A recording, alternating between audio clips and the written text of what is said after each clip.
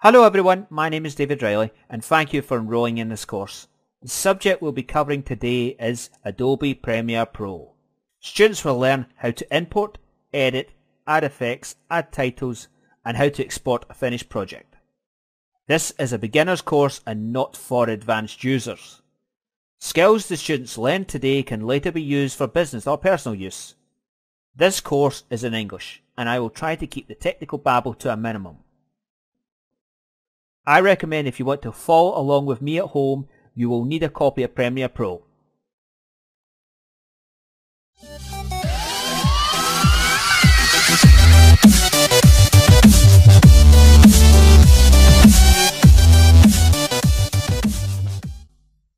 To access Premiere Pro, you need to go to adobe.com.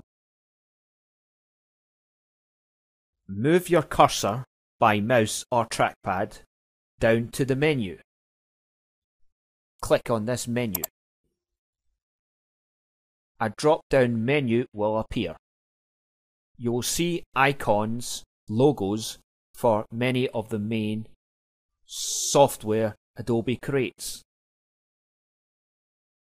Click on Premiere Pro icon. You are now taken to the Premiere Pro page. I will quickly go over these different tabs. Overview, if you scroll down, is a rough description of what's on offer. What's new? That's the current version that has been released, not any version that's coming. This is Premiere Pro CC 2014.1. This is the version I'm using, and this is the version that we'll be using in this tutorial. Little support, learning support options, but more importantly, what I think many of you are what I know you're all here for is the free trial or to buy. I'm just assuming for this, it's the free trial. You'll have to fill out the following steps. More importantly, if you do not have an Adobe ID, you'll need to create one. You'll need an email address and you'll need to sign up for this. This is the only way you'll be able to get access to Premiere Pro. If you've not already got an Adobe ID, you need an Adobe ID to access this any further. I will quickly go back and I will press the Buy Now button. This is the last part of this. This is British in UK, so you'll have the British currency. And if you're viewing this in another country, you'll have your currency. This is currently the offer for individuals. This tab's for business, students and teachers. There's some discounts there, and schools and universities. My recommendation for this course is just to go with the free trial, 30-day free trial. That should be more than enough.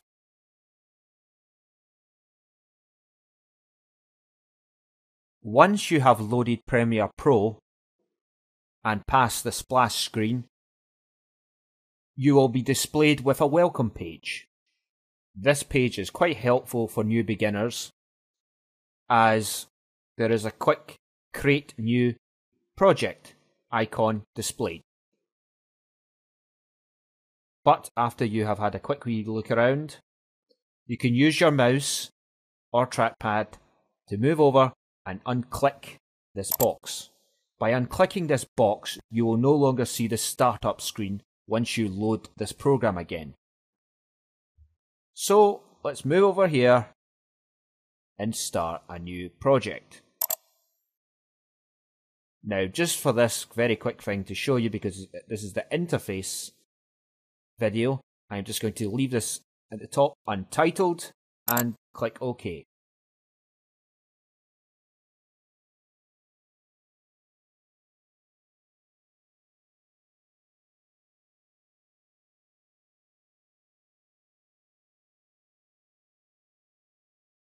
And now that we've finally opened Premiere Pro, you can have your first glance at the interface. Please do not be alarmed by this interface. It is a lot more easier than it first looks. I'm going to mention briefly what the main key sections are in this interface. Now I'm going to use my mouse, and of course the traditional file edit click sequence at the top Windows menu of any program on Windows, and the same on Mac. One thing, as you click on the window menu, you see many of the options are not displayed here. You can muck about that if you want to add more, but that's more to do in an advanced feature, and it's not really for this course, but it's worth to point out to you that you can have a quick wee go through of any of these key things, and if you want to include like a big section on, say, effects, or you can add that and it will be added to the window. You can also move stuff around, but I do not recommend this, and well, especially not for this tutorial, because this is a basic tutorial. This is for beginners. The interface, by the way, is quite fine, and many people just leave it as it is because it's reasonable.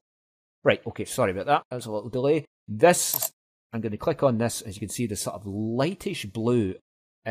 Would you call that lightish blue? Oh, anyway, it doesn't matter. This is where you can see your finished edited video, or your current state of the video. And underneath this is, I think many people will probably are familiar with video editing in some way, will recognize this section as the timeline.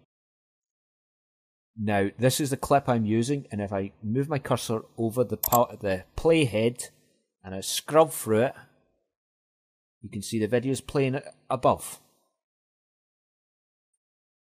This has direct correlation with this. Now, this window here is the raw video. This has it all. This has it unedited, untrimmed, you name it. This is the original footage.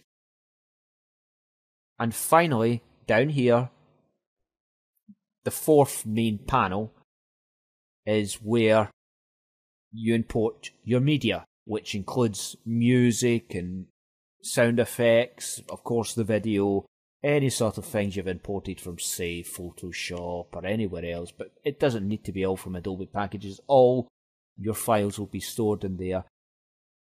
And if you manage the file system better than, well, I do, you can maybe put them in folders, and once you're looking at this section, it's got I think an inappropriate name, bin.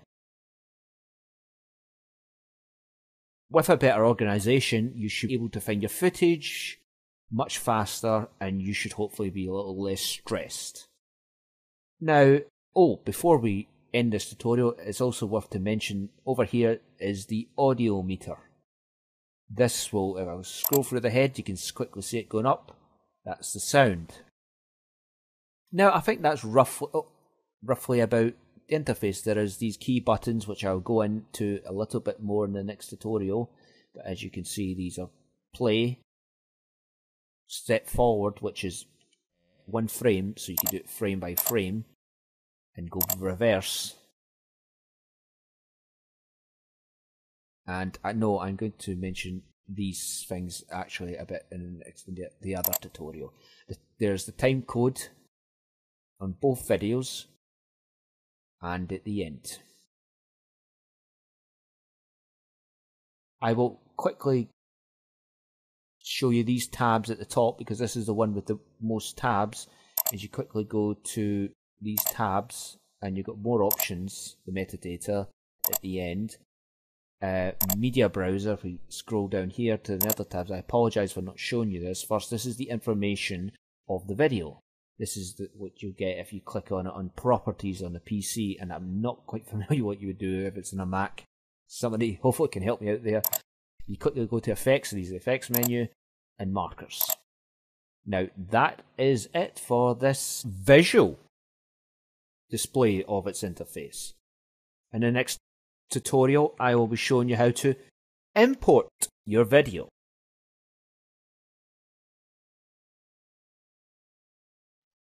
In this part of the course, I am going to show you how to import media. Previously, I mentioned this only briefly, but I'm now going to scroll down my mouse to this section. I highlight it. This is where the importing is done. You will see project followed by the name. I previously called it untitled. Media Browser is where you should be able to see your C drive and any other external hard drives or a USB drive, etc. But for right now, we're going to go to the project bin, as it's inappropriately called, I would say. I'll just scroll down here, import media to start. Double click, and here you go, a window opens. Now, you can either just click one file to import, or, which is best for me at the moment, is to highlight all of them, and then click open. This will import the video files, just the video files.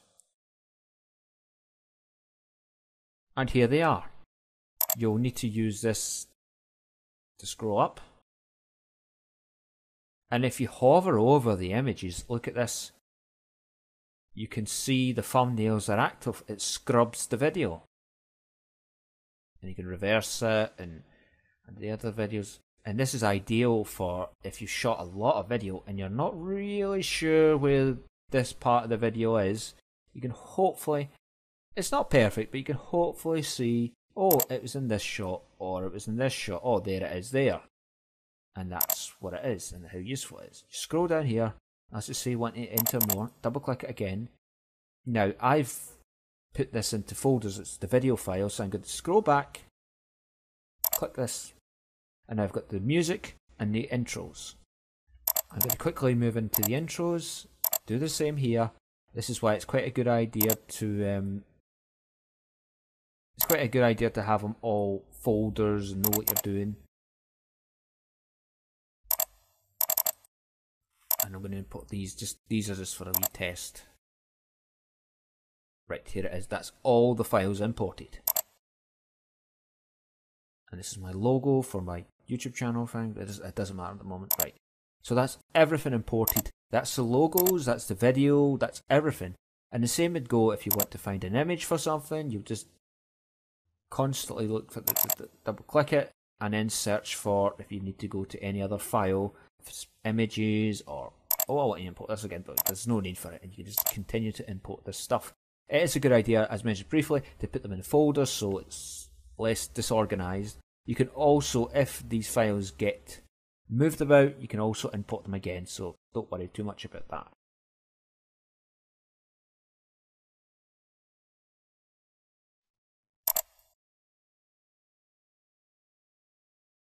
Now, in the next part, I'm going to show you how to put the media on the timeline. Now, I'm going to show you how to import media. We scroll back down to the bin. This is how you will import your media into the timeline. You click on an image, well, a thumbnail of a video you want to import. And what you do with the mouse or trackpad, you just drop it into the timeline. And as simple as that. Don't worry about sequences and many other things. This is just simple and easy and very effective. Scroll down to say, oh, no, we'll just use this one for some. Just put more videos, put it on in front, just keep doing it. This is a bit larger, this one, and drop it, as you said. You scroll down with the video head. You scroll down with the video head. You see this video. There's a lot of wind in this video. I apologise for this. We go down to music, add music. Music is usually added at the bottom. And if we play it,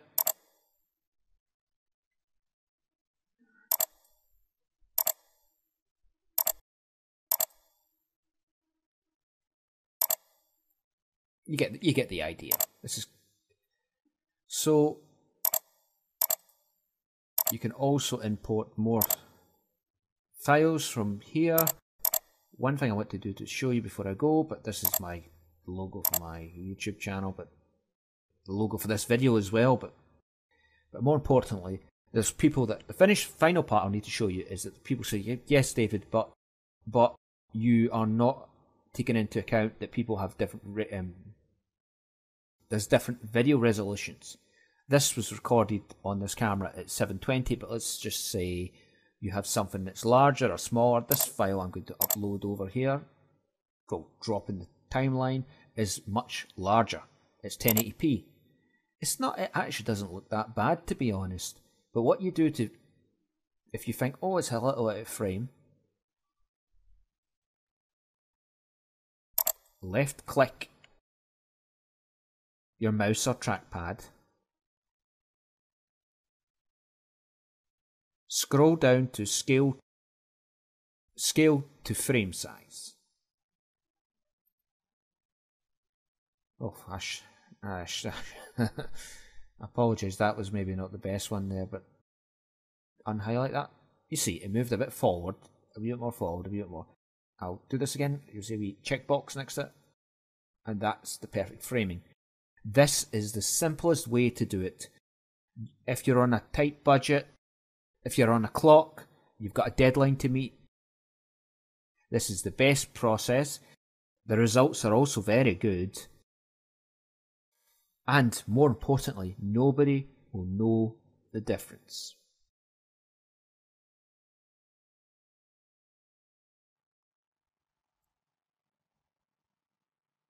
Now, this is possibly the most important part of the course. I am now going to show you how to edit the media. In the previous video, I imported the media into the timeline. It is now time to edit and trim it. Let's get started. First of all, I want to shrink down the audio. I'm going to move my cursor. You can do this also with a trackpad and scroll down. Well, it's not really scroll, but move it down until it reaches this point. Then let go. Now the audio is in line with the video at the top, which is the intro. Now, as you notice there is a space, white space. So once you watch this video, you play it. I'll use a video head. Darkness. There's no video, but the audio still plays. So what do? Just quickly click on the video, which also includes the audio. Move it down, and it attaches itself to the rest of the video. And now the audio again is out of line, so you do exactly as mentioned in the previous one until it's connecting. There you go. Simple.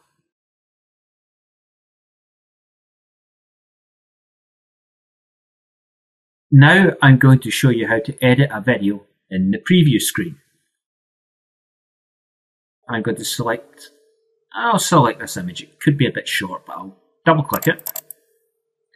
Yes, it is a bit short, but it should be enough to show you what I'm doing. Right, if you play this clip with the playhead, you go all the way back to the beginning, and then use the play, and that's it. Now, let's just say I want it to start at, that point. This point exactly. So just move down here, scroll down with the mouse or the trackpad, and look at this mark in. Click mark in, and now it starts at that part. Now I want to end it, say, about 3 seconds exactly. And right next to it, the exact same one, mark out. Now that's me edited it frame by frame, and you can see the time codes beginning and the end. Now I have edited it from this image here, and as you can see the wee preview, the blue border.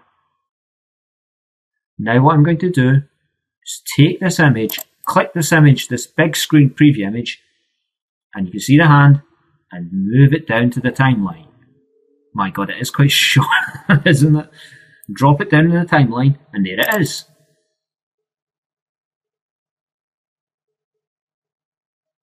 And there it is. It's very short. But you get the idea. As shown in the previous video, how to edit from the project bin, I'm going to show you how to edit from the timeline. I've already selected this clip, but I will double click it. And now I'll have the opportunity to edit this clip. As in previous clip, I can do the exact same by scrolling through with the playhead. This is a much longer clip, thankfully. I want to start, say, at 2. Hopefully you will have better footage than I've got. No, it's not perfect, that'll do. Again, the mark in. And let's just say here. Mark out. As you can see down in my timeline, the edits I've made have immediately affected the timeline. I have cut the clip. Now the clip is cut in half. Oh, not exactly a half, but it's been trimmed down by at least a quarter.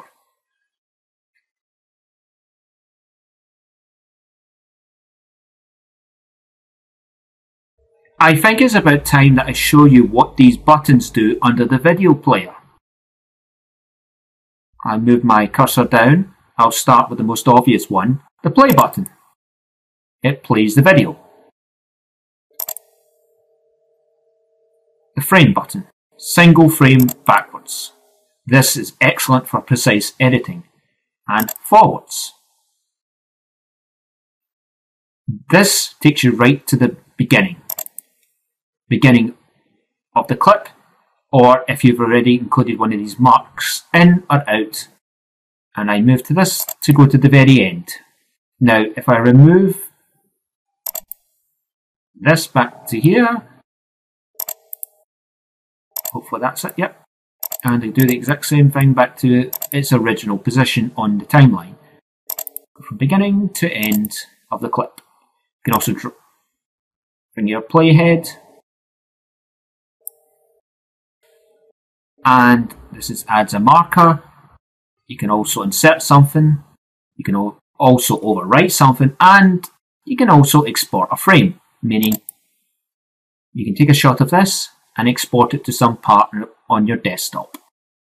And you can choose the file format, an image file format.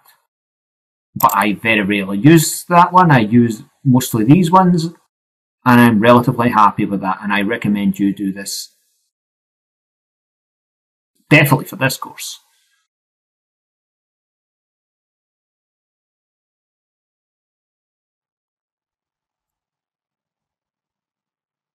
Now, this is possibly the most important part of the course. I am now going to show you how to edit the media. In the previous video, I imported the media into the timeline. It is now time to edit and trim it. Let's get started. First of all, I want to shrink down the audio. I'm going to move my cursor. You can do this also with a trackpad and scroll down.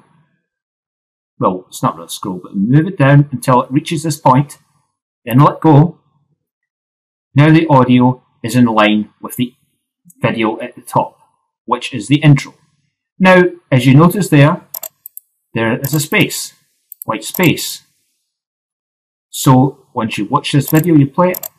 I'll use a video head, darkness. There's no video, but the audio still plays. So what do? Just quickly click on the video, which also includes the audio, move it down, and it attaches itself to the rest of the video.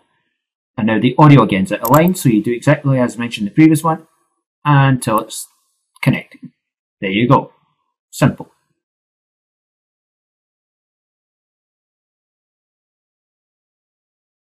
Now I'm going to show you how to edit a video in the preview screen. I'm going to I'll select this image. It could be a bit short, but I'll double click it. Yes, it is a bit short, but it should be enough to show you what I'm doing. Right, if you play this clip with the playhead, you go all the way back to the beginning, and then use the play, and that's it. Now, let's just say I want it to start at, that point. This point exactly. So just move down here, scroll down with the mouse or the trackpad, and look at this mark in. Click mark in, and now it starts at that part. Now I want to and it's say, yeah, about 3 seconds exactly. And right next to it, the exact same one, mark out. Now, that's me edited it frame by frame, and you can see the time codes, beginning and the end. Now, I have edited it from this image here, and as you can see the wee preview, the blue border. Now what I'm going to do is take this image, click this image, this big screen preview image, and you can see the hand, and move it down to the timeline. My god, it is quite short, isn't it? Drop it down in the timeline, and there it is.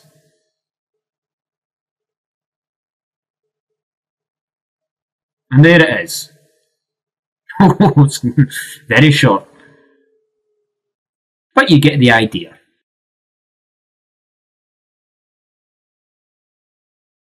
Another thing I want to show you is this blank space. You see with the video head playing, there's a blank space there. Now you can either do this by clicking on the icon and then moving it forward, which is time consuming because you have clips and forward, and it could take a bit of time depending on how large the timeline is and the media you've imported. But there's also another option. Right click and ripple delete. Click, ripple delete, and your timeline has been moved forward, and the blank space on your timeline is no more. Mission accomplished. Another feature to help you in the editing process is how to view the media. As you can see, it's very multicolored. You scroll down to the green multicolored layer, double click in the menu beside it, and it opens up, and what has opened up is your audio. A visual display of your audio, and you move the player head, you can see that. This makes it much easier to edit stuff, edit the audio to a certain point, and if you find this a little awkward, double click again, and it's back to where it was before. And the same can be done for video, and you can see the thumbnail.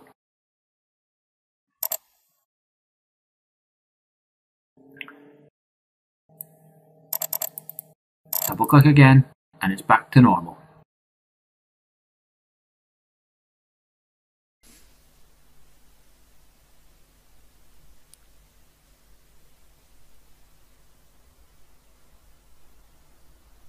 To add transitions to your videos, you will need to click on the Effects tab in the project bin.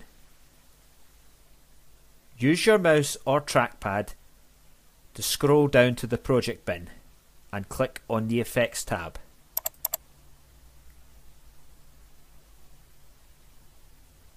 You are now given a list of options. For this video, we are concentrating on the video and audio transitions.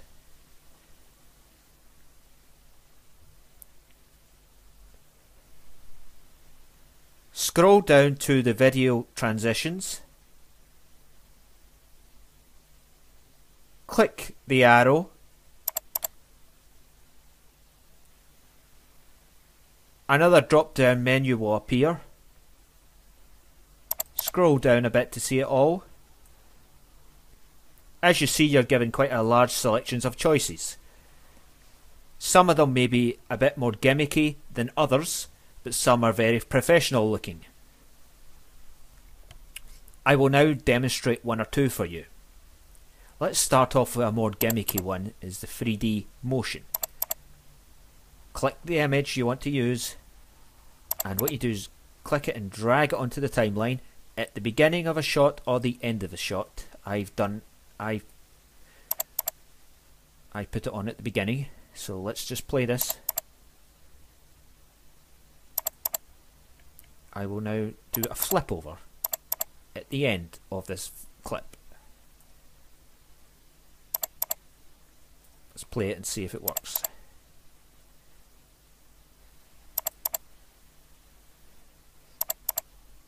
And at the very end, I'm going to do was very beginning.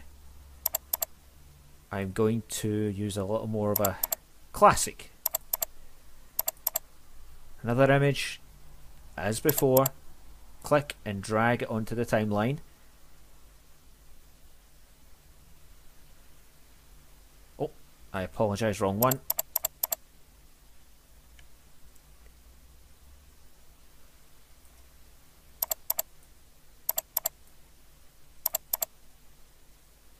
Oh, there, finally, I apologise.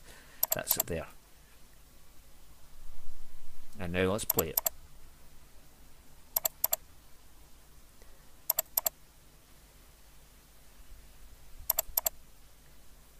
I will now show you the most professional transitions, a one I use very frequently. Film dissolve. Click and drag it to the end, and let's play it.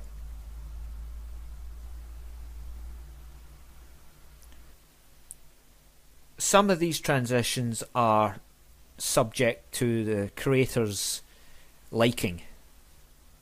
Some of them may appear a bit foolish, but some of them are very professional looking and are an excellent choice. Now, we're also going to talk about the audio transitions in this video. I'm going to move over with my cursor and click the drop down menu to reveal the options you have for audio transitions. As you can see, there's not a lot of choice, and I would say there's even less choice. The top one I feel makes the sound end abruptly. This is the one I constantly use. This is, I feel, the most professional one. So yet again, like the audio transitions or any other, like the audio transitions, you click it and you drag it onto the timeline and put it at the end of the clip or the beginning.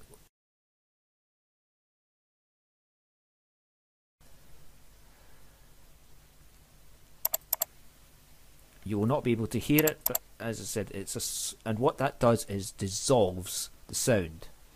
Either fades it out if it's coming to an end, or if it's two clips together, made together, it will slowly fade out, it will dissolve into the next clip. I feel this is the most professional sound. It's very subtle. You'll have to experiment with yourself, but it's very subtle, but it's also very professional. You shouldn't really need anything other than the current highlighted audio transition. This is more than enough for anyone. Now I'm going to quickly show you how to add effects to your video clips. You'll need to scroll over here. You can click on the video effects folder and you're given quite a large selection of options. I'm just going to quickly show you one or two. This auto color. Click and drag it onto the timeline and let go.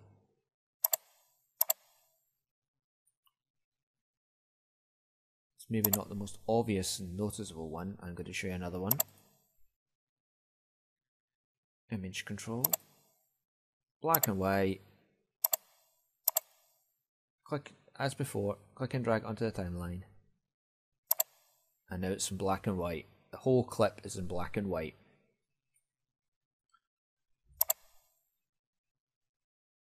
There's many subfolders.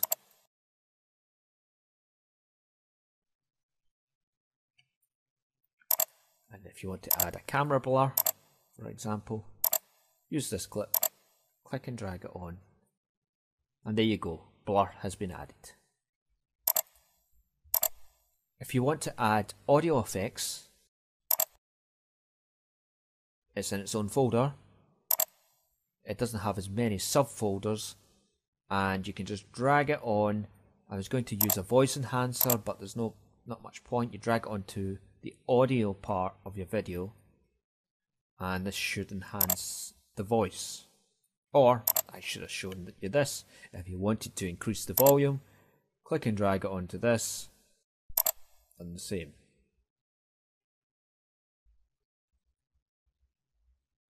You can also add many other audio effects to improve the quality of to remove noise or enhance vocals and eliminate hiss on camera. Now that seems good, and I'm sure many of you are looking forward to experimenting with sepia, negative, and all these other effects that's on it.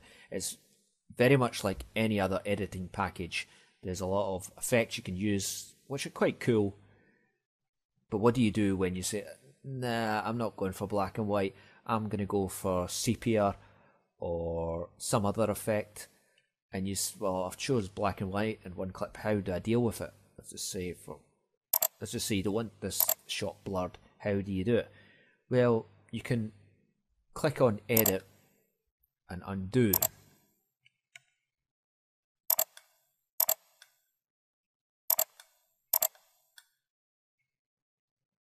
As you notice, there was a couple of undo buttons I had to go back. So there's one or two, a couple of effects had to be removed because of this. So as you can see, it's not the ideal way to do things. What you need to do is go to the Effects Controls tab, click on it, and here you are. Here is where you can alter your effects and increase it or lower it or adjust it or modify it, you name it. So I'm going to use the playhead in the black and white. Here's the black and white video one. And if I go hover over this, the effects icon, click it, and it's off. On, off, on, off. And you can toggle it on and off to get the idea of the effect.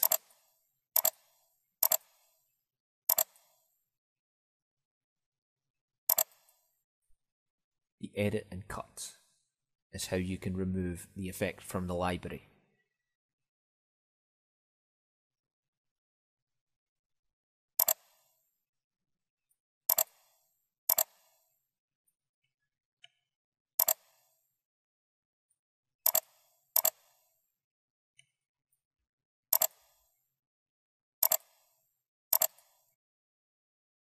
And here's the auto color. Click on, off, toggle it, and toggling it on and off. As you can see here it is, and there it is. So you can also, I would say the best way to do it is, I know this is not an advanced course, and that's why I've not been mentioning the shortcuts, keyboard shortcuts.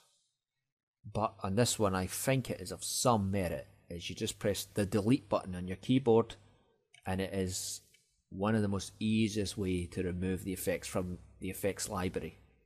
Hopefully this has made the process a lot clearer for you. And on the next video, I'm going to show you how to find individual effects a lot easier than what I've shown you before. I want to show you how to locate these effects much faster than scrolling through the folders and subfolders and hopefully managing to find something there. What you need to do is scroll over and click on the search box above the effects folders,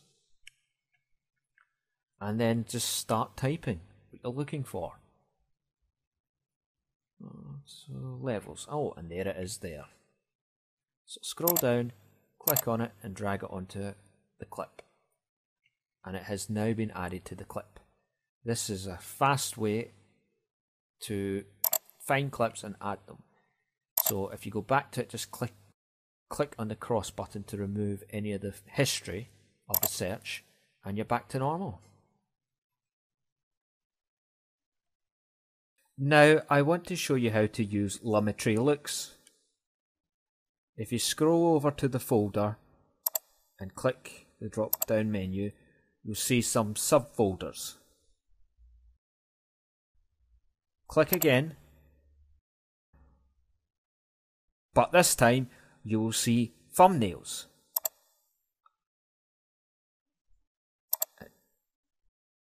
And if you scroll down, you see a list, you'll see images of thumbnails.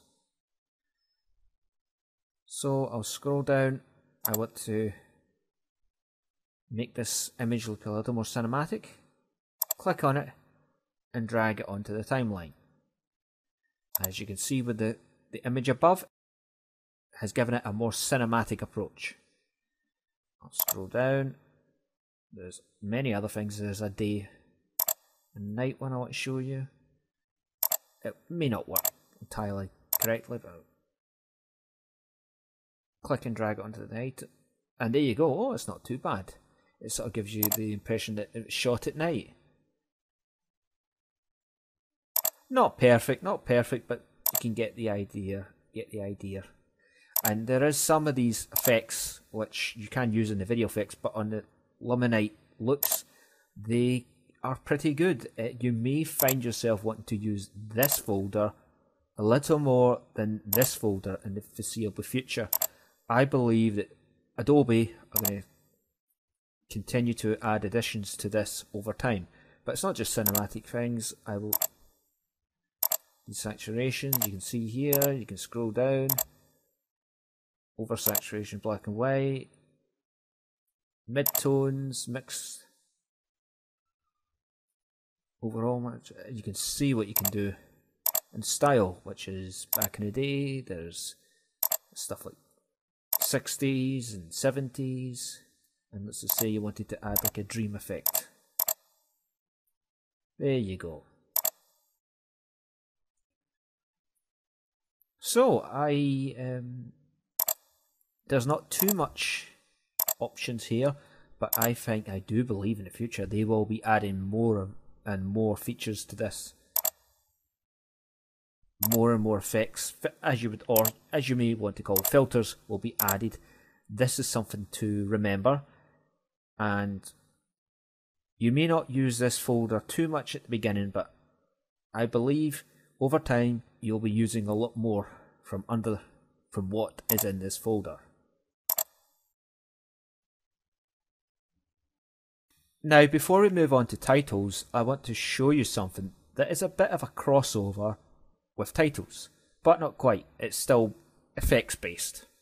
It was a difficult one to categorize.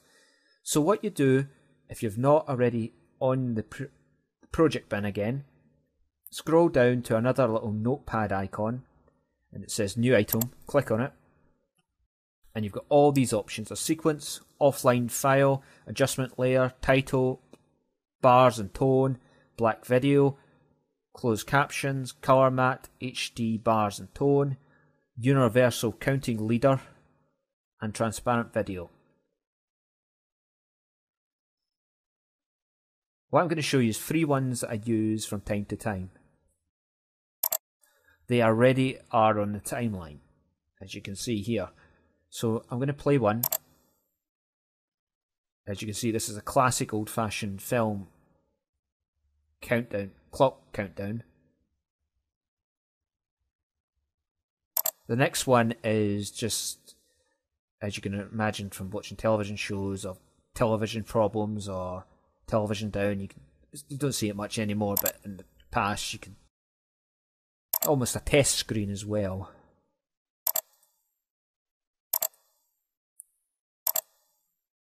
And finally, nothingness, just black.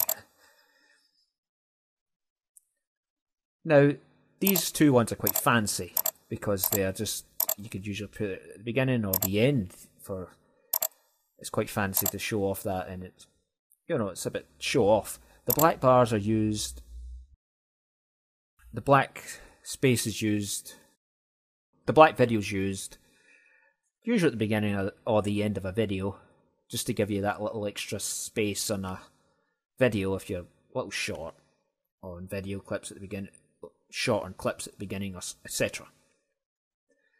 The first 2 have sound, and the others just silent. So just remember this little notepad down here, you can make changes, and that's it for this part of the video. Now I'm going to show you how to add titles to your clips. Scroll up to the menu at the top, highlight title, click, scroll down to new title. You have 3 main options. You've got default still, which is the one we're going to use for this tutorial, default roll, which is what you would see at the end of a film, default crawl, what you would see at a news channel, news feed. So go to default still, click, you're given a new title, you have to enter in the resolution and the name, click OK, and now we've opened up into the title menu. If you're familiar with Photoshop, some of these features may seem familiar. Scroll up to the Type tool. Scroll down to space, enter in your text.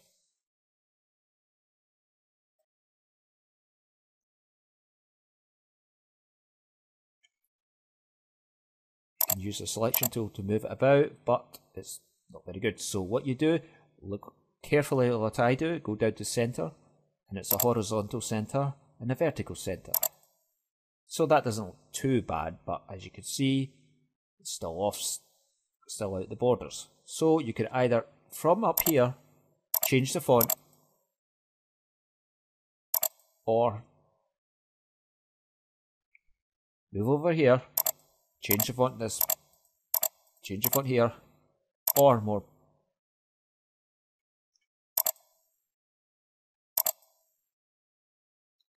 font size. You can either do it by just scrolling with the, as you can see, moving it up and down. There we go. Or you can just enter it like 80 until it gets to the right framing. You can go back to center, and that's not bad. Font is not the best. So I want to scroll down and check shadows. You wouldn't possibly see it in black and white. I apologise, I don't know why I did that there. Now, there is themes down here, which is, and I apologise for the size, the framing. This is the problem with this program. Well, not the program Premiere Pro, but the title section. If you select this, it gives you a quick idea to, oh, some of these look like signatures. You think, oh, it's not bad. Maybe hard to see Swan, but that's not bad. You think, oh, it's not too bad. And there you go. There is keying, which by doing this, if you look very carefully. No, it doesn't seem to be working here. The ruler and many of these other features. The time code. And if you think, well, it looks like you've not used this too much, you'll be correct. To be honest with you, what I do is use Photoshop and import the menus, the text in JPEG or PNG, and just import it at the beginning with the video and the audio and etc. I find that far more useful than this. I feel this is a little underpowered for what you have to pay for.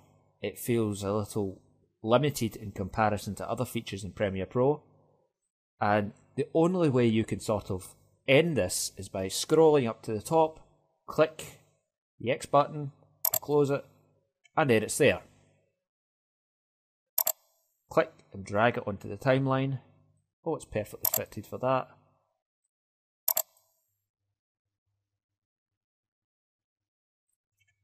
And there you go. Not exactly a masterpiece, but you get the idea.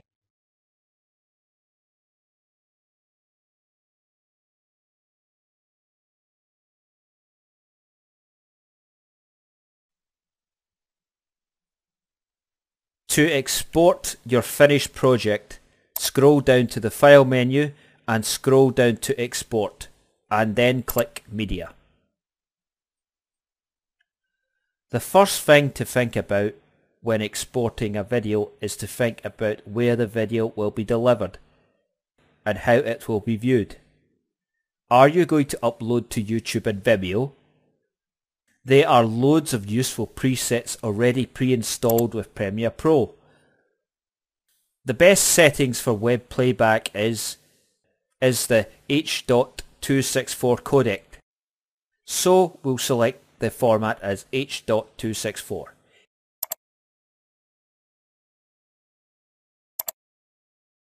If you feel comfortable with changing settings to make them more customizable, this can also be done in this window. Double check your settings to make sure everything is the way you want.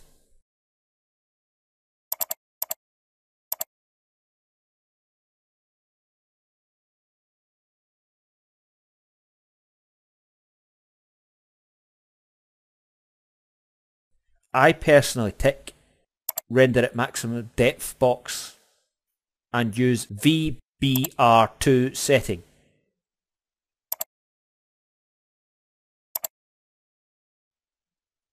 Now you can select one of the two Premiere Pro export options, queue or export. Selecting queue will add the video to a queue. Selecting export simply exports the project right from that window. You will not be able to use Premiere Pro while it is exporting.